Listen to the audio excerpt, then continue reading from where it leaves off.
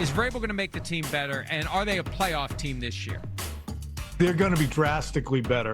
They have been so bad. They were gutted by drafts, really, Mike, from 2013 to 2025 that were an embarrassment. They won't make the playoffs. They're going to sniff around it all the way through Christmas. You'll see those playoff possibilities. They'll be listed right up through the last week of the season. I don't think they'll make the playoffs because that's just the way I feel today. Tomorrow might feel different. That was August before the start of the regular season, Tom Curran. What was this? Like, were you trying to give yourself a facelift for the first part of that? Like, trying to make your eyes look a little tighter? You're sitting there like this. You know what's funny is some people think before they speak. So I was like this and thinking. Well, you apparently didn't. Yeah. No, I did. See, you guys are over here taking victory laps because the Patriots are here and you said they'd make the playoffs. It still was not I said they'd make the Super Bowl. It still was not a prudent decision. Okay, just because it worked out. This is such typical Boston media here. We finally pick him, and now he tells us we're stupid for picking him. Just because it worked out. If we didn't pick him, you go, what, you don't pick like Boston? I'll take everyone behind the curtain to the algorithm. Their over-under win total before the season was 7.5. When the lines came out for the full season, and I hate the idea of trying to pick games in late December in August, but when I saw that they were projected to be favored in more than 10 of the games, 11, 12, 13 games, I looked at the schedule and it's like, this is all set up, and we know Vrabel can coach. Right. That's the key. Vrabel can coach. And so you give him that scenario, he's making the playoffs. First year energy bump. That's one of the reasons why I'm thinking they're going to win the game on Sunday, because Vrabel can coach. It just seems so impossible and improbable that they would so drastically improve. Even though all those games, it was like 11 or 13 of the games they were favored in. Yet, well, they're gonna lose their focus in some of these games. They're not so good. They'll lose to Atlanta. They'll lose to Cincinnati. They did lose their focus in 2 of them. I'll tell you something right now. This is wild. The Patriots could quite realistically be entering this game at 20-0 because they gave the game away against the Raiders with an early second half turnover. They led. Totally gave the Steelers game away. And controlled it, all the fumbles inside the 5 and 10 yard line. And they had 21-0 against Buffalo. Right. So those are the only 3 losses. It's really wild. But when you look at Seattle's record, these 2 teams are very evenly matched. Agreed. They match up well. I mean, I'm like spitballing here, and I'm just throwing this out there. But I mean, we're talking about the Patriots who've won, what is it, 15 out of 16? I don't even know what the hell it is. We talked about... Yeah, they started 1 and 2. The Seahawks haven't lost in forever either, right?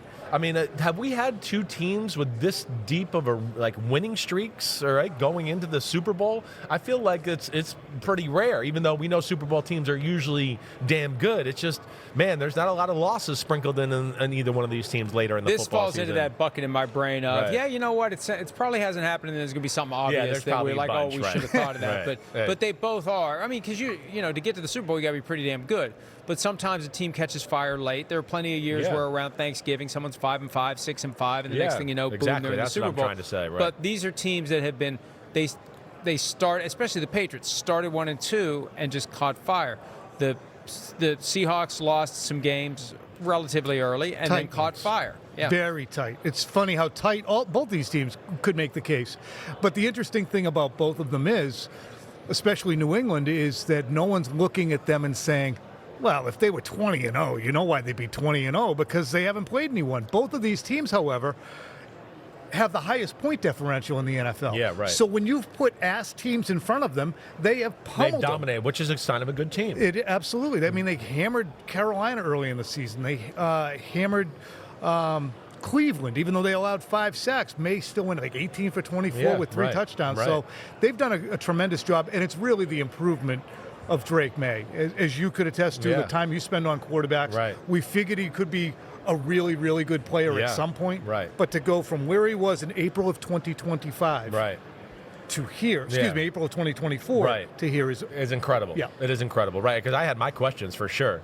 All right, one thing I want to, I mean, you're the man up in Boston. I always appreciate you, right? Give me some of the differences and similarities between these Patriots and maybe the old Belichick Patriots, right? Anything? Yeah. The core talent was so much better in 2001 and obviously in 2011 because those are the reboot times. Yeah. This reminds me quite a bit of 2001 and 2011. Those I've were said the that a Super lot Bowls. with 2001 for sure. Yeah, Yeah, and 11 right. too. That was a Right. rebuilding team. It was Brady. They had Moss. They had moved on from Vrabel and Harrison and Seymour. Right. They had Gronkowski, Hernandez. They still had no running backs. Deion Branch was their number one receiver. Danny Woodhead and Ben Jarvis Green Ellis were their backs. Those two teams were really the tip of the iceberg for what would follow. And I think this team follows in that. I'd be surprised if the Patriots aren't back here again in the next 3 to 5 years. Yeah, I hear you there. And I would not be surprised if they're back here multiple times because they have a rookie quarterback on a rookie contract. They have a very capable left tackle. They have a cornerstone corner. They need a pass rusher. They have $42 million worth of cap space, Mike. It's Groundhog Day today. This could be Groundhog Day for the rest of the nation with these idiot Patriots. Well, it could be both sides, really. I keys- almost could say the same thing about the Seahawks. Like you said, the similarities there. I go, the Seahawks are set up here, too, for the next few years, where I wouldn't be shocked if they're back again. The key's Vrabel. We've been praising his understanding of the rules, the situations, the study, being ahead of the other team by a step. The fourth down play, we were talking earlier about the fourth down play in Denver. There's so much focus on Peyton shouldn't have gone for it or Peyton shouldn't have. Well, no, the Patriots knew it was coming. And they rope-a-doped him into running a play that they thought was going to work. That's Vrabel. All the things we've seen, and we see those examples all the time. He's always been a guy who understands the rule book, knows how to get the most out of it without getting too close to the line. That's the difference between him and Belichick. Vrabel has never been accused of taking unfair advantage with the rules. He knows where the line is, knows how to stay just far enough away from it so his hands are clean, but takes full advantage of it for the betterment of his team. And I think what's interesting is for coaches, and they virtually are all going to try and get away with what they can get away with, whether it's Tony Dungy, and again, we work with Tony, but everybody is going to try and get an edge, and they will play close to the line. Belichick was always scrutinized because he was such a dink. Yeah. And if he wasn't such a dink, he wouldn't have brought on so much scrutiny. If he wasn't so... But he did go closer to the line or beyond it. He did it more He than challenged the If bylaws you look at of the Spygate NFL. and the things that he said after Spygate about the number of Bill Cowher and the number of other coaches said, we all did it. Yeah. But one guy was so outwardly hostile to the rest of the NFL, he invited suspicion and he invited investigation. Well, and it's the theory that I've said for years. When the owners start bringing the coaches of the other teams into the office and saying, why can't we beat the Patriots? The convenient excuse becomes they cheat. Point. They cheat. Yeah. So it just keeps growing and mushrooming, and it just becomes this narrative, the Patriots cheat. That's why they win. We disregard their accomplishments because they cheat. Yeah, that's stupid. It's fascinating. But one thing I would take it just a step further, and I don't think that I would say Bill didn't do it. You were with the Patriots and saw how they worked. It's the empowerment, and the reason the Patriots will stick around isn't just Vrabel, it's Josh McDaniels. Yeah, exactly. He does not have the itch to go coach someplace else unless we find out differently this week, and I don't think we will. I don't think anybody's scratching it. That's the thing. It's a perfect situation. No, that's one of the things I'm working on for Sunday is why he got no sniffs at all in this cycle. He got nothing. His name never came up. The guy has turned Drake May in his second year into an MVP candidate, and he got nothing. I mean, you could contend. You should contend. You could argue. You should argue that Josh McDaniels is the best offensive coordinator in NFL history. I don't disagree with you. When you really line them up, you right. could say Landry. Was Landry defense or offense? Landry was defense. Yeah. Okay, Yeah. Lombardi was kind of off. No, he was offense. Those two guys were coordinators. They were coordinators on the Giants in the early 60s. Well, one was defense. Lombardi was the with an L. sweep, Walsh the would be alley here, the alley here, right? Walsh would be the seal gold there, standard. the seal Right. there. Right. But he was also a head coach. But look at the resume of McDaniels. Mike and what he's Martz. done. Great. Who would have won the Super Bowl in great counter. 2001, but for the No, I'm cheating. with you. There It's like wasn't Steve cheating. Spagnuolo. It's the same kind of conversation. I don't know if they're meant to be head coaches, but when they just run one side of the ball, they're as good as it gets. I say all the time, Josh McDaniels, I've played for John Gruden for 6 years. I learned more in 1 year from Josh McDaniels than I did from John Gruden. Like, it took my knowledge of things to a different level. He's incredible that way. But I'm not shocked he didn't get sniffs this year, even though I'm with you in that he's arguably the best OC in football. Yeah, it's funny to put that situation out there, too, when you look at all right, well, now we have to deal with the Patriots. Hopefully Josh McDaniels will get hired someplace else. He's not going to get hired someplace else. And, no other team wants to get itself better by taking the leap on Josh, at least as of right now. That's the problem, right? It's a risky leap. And there's so many teams, Mike, when you look at the Patriots, and this is something I wrote today, how hard it's going to be to dislodge the Patriots. And that's why I say this probably is the tip of the iceberg. You look at the elite when we came into 2025. Yeah. Baltimore, new head coach, reboot. Kansas City, reboot. Steelers, reboot. Buffalo, reboot. Jacksonville, Denver, and the Patriots are the only teams you would point at. C.J. Stroud and Houston has to investigate what they're going to do. Same thing with the Chargers. So those three teams are in a position to say, okay, we're in a great spot, but the Patriots are in the best spot because of their cap space, their coaching situation, and the guys on rookie contracts. Vrabel more Belichick or Parcells? More Parcells, but I think he's unique from both of them in a way, too. He's got a real edge, and he's always had it as a player and as a coach. Definitely. Individual edge. Yeah. So the story of the week last week, it kind of fell out of the sky because somebody close to Belichick or Belichick himself leaked it to ESPN. He's not getting into the Hall of Fame. We spent plenty of time talking about it. 6 days later, any new thoughts, any new intel? Sure. You've done an excellent job on it, by the way. Really, really great job. Not enough to get invited to the Jordan Hudson alternative birthday party that she's going to have. Pro Football for Talk is not a good source for him, just so you know. It's early. He might feel differently after last week. It's early. And I read your lead aloud from his post. Over the last week, there's been a lot of outpouring of genuine sympathy for Bill Belichick and goodwill. So why not burn some today? Dying. My reaction is it's embarrassing. It's so humiliating. If you're a gold jacket wearer like Jimmy Johnson or the number of other Hall of Fame inductees and members who stood up and said, this is embarrassing. This brings into disrepute this place that I've always looked at as I'm being so proud of. We have, as individuals, since we started watching the game in the early 70s, since you started watching it at an even closer level, he's a Hall of Famer. Yeah, and then you look at it, and it's such a bass-ackwards operation now. You're like, oh, what difference does it make? Yeah. I mean, Robert Kraft, the whole situation with Kraft already has him to that point. I've reported that in the past when you ask people, how does Robert feel when he's snubbed? He feels worse for the people around him at this point than he does for himself because he's like, well, they don't want me in. Everybody else wants me in so bad. I feel bad when I don't get in. I'm letting you all down. But to me, they've brought themselves into great disrepute. They cannot, under any circumstances, continue to meet via Zoom. Get in a room so everybody's doing thumb up or thumb down, like you said. And if you don't do that, you have to get in a room so everyone can say, just to make sure here, we're not going to have Bill not get in, right? Look at each other's papers. I'm with you. I thought about that a lot. I was really, and I didn't realize so much of it's done through Zoom, but I was literally like, wait, there wasn't somebody that runs the Hall of Fame in the room that went, hold on, guys, hold on. Let me just make sure. The biggest, best coach in the history of the sport, we're not going to vote him in?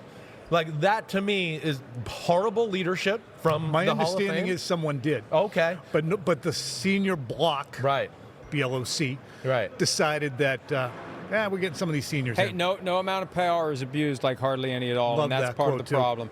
And there are 50 voters. My take is the media needs to get out of this process altogether for a variety of reasons. Because Peter King was on Friday, and we were talking about transparency. All the votes should be out there. And Peter said, yeah, but what if you cover the 49ers and you don't vote for the 49ers guy to get in? Then you got a problem with your audience. Okay, good. Then let's just get rid of the writers. Let's have Hall of Famers do it. Let's find football historians to do it. I mean, hell, I'd say roughly 10 of the voters are no longer members of the media. The only reason they still hold their card is because they're football historians. Yeah. Put together a room full of football historians. Don't get people who are out there in the fray every day covering the NFL actively. Find other people so the votes can be transparent and we all can understand why they're doing what they're doing. They got so much work to do here. And what they don't realize, what the NFL doesn't realize, and I hope Roger Goodell gets asked about this today, because the outcome makes the Hall of Fame look bad, which makes the league look bad. Of course the it league does. gets it splashed on them, too. And the commissioner's on the board of directors for the Pro Football Hall of Fame. Splashed on them is a very good way to put it, because most people don't look at, Pro Football Hall of Fame. They just think NFL. Yeah. It's more than splash. They get covered in it. And, the president weighing in and said, Goodell has to overturn this. I mean, that's generally what people think might be possible because the presumption is it's an NFL operation. It happens all the time. It's not. It's not an NFL operation. So to me, if you look at the way it's done, I don't trust the Hall of Famers. I really don't. I hear enough football commentators and I watch enough individuals get booted upstairs to run teams, and then they're ill-equipped to do the things as well off the field. Yeah, just because you played awesome doesn't mean you're really invested off of it. You find that time and again. We find it in media when guys, commentating. Like, did you really study up on that? Like Tom Brady says, I'd vote for Matthew Stafford for Hall of Fame. It's a knee-jerk reaction. I'm like, why? Yeah. Excuse me, not Hall of Fame, for MVP. I'm like, why? There is absolutely no metric or measure that identifies Stafford as having had a better year except for touchdown passes. Yards don't do it. Completion percentage doesn't do it. Look how he's hijacking the conversation into a Drake. I'm just trying. No. See, I thought you'd be elated because I went after #Tommy there. No, I don't care if the New England Mafia. That's what you are. People are going to make mistakes. They're going to put Matthew Stafford in as the MVP, and it's the same thing. Yeah, they play through him. I would understand that, right? The Patriots, like you talked about, they played 2001 Patriot football. They didn't play through Drake May. It was run the ball. Let's play defense. Let's do that. Right, that's what I would say. You're very high. No, I'm not. They're not. How many? He didn't throw for 300 yards, Tom, until the end of the year. They never played through him. They played balanced football. They didn't throw for 300 yards. Are you married to the numbers? How many yards did he run for? I guess Stafford led the league in yards passing. Yeah. How many did he run for? Minus two. Not many, but they played through Stafford. He led the touchdown department by a long shot. It's not even close. There were 13 one-yard touchdown throws. And they were all awesome. If you watch it, I go, Drake May couldn't do it. Touchdown throw was awesome. No, they were all awesome. They're nuanced. And he also led the league in deep touchdown passes, Tom. Right? What was Drake May's? You can't just cherry pick your little facts there. You're wrong about that. I could give you more little facts. Right. What was Drake May in 3rd and 10 or more this season? Oh, okay. Again, so don't talk to me about numbers and then bring up numbers, though, right? I mean, I'm just countering your figures. Right. I'm just countering the figures that you're offering because you suddenly decided, like it's 1983, that the 300-yard game is some I'm saying barometer of excellence. It shows you that they play through him all the time. Usually, if you throw for that many yards, you're behind. Right. And the Patriots weren't behind a lot, were they? No, they had the easiest schedule in the history of football. They weren't behind a lot because they led at halftime. The easiest in the history of football. Right. So that's where it's a little different. You said 1983. If it was 1982, we wouldn't be having this conversation. So when we talk about MVP value, then was Mark Mosley. But regardless, when we talk about value, generally speaking, and that's why I voted for Josh Allen last year, as opposed to I'm with Lamar Jackson. I voted for Lamar as the quarterback. And people are like, how can you do that? Well, there's value. It's the second word. That's why I voted for Chad Pennington in 2008 and not Peyton Manning. He took his team from 1-15 to 11-5.